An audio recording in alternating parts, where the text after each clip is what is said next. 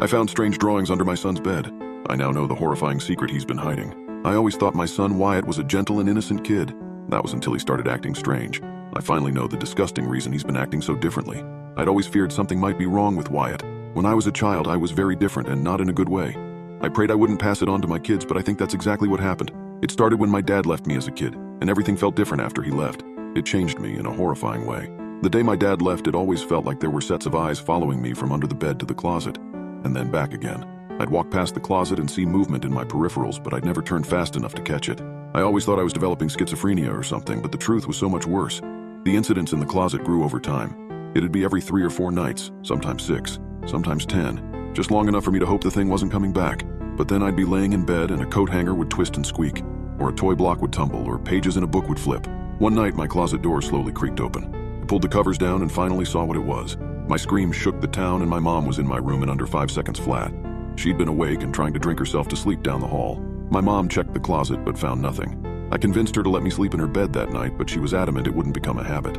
I knew I couldn't stay in my room anymore, and didn't really want to stay in the house, but I didn't like the idea of that thing in my room, or near my mom. So the next night I made a plan and spent the whole day preparing. It was shortly after midnight when my closet door creaked open. A tall, impossibly long-limbed figure ducked out from under the frame of the closet and into my room. It moved awkwardly like a man unable to fully control his limbs. His body and head were tiny, reminding me of Daddy Longlegs spiders.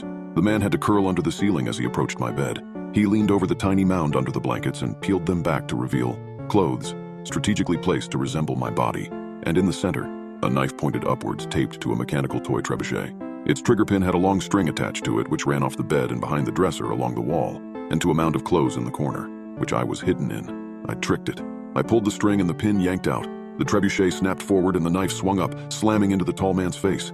He stumbled backwards, falling into the closet and pulling the door shut behind him. I climbed out of my hunting blind with a hockey stick I'd taped a flashlight to, and another one of my mom's knives to the end of. I opened the closet, ready to jab forward, but it was empty.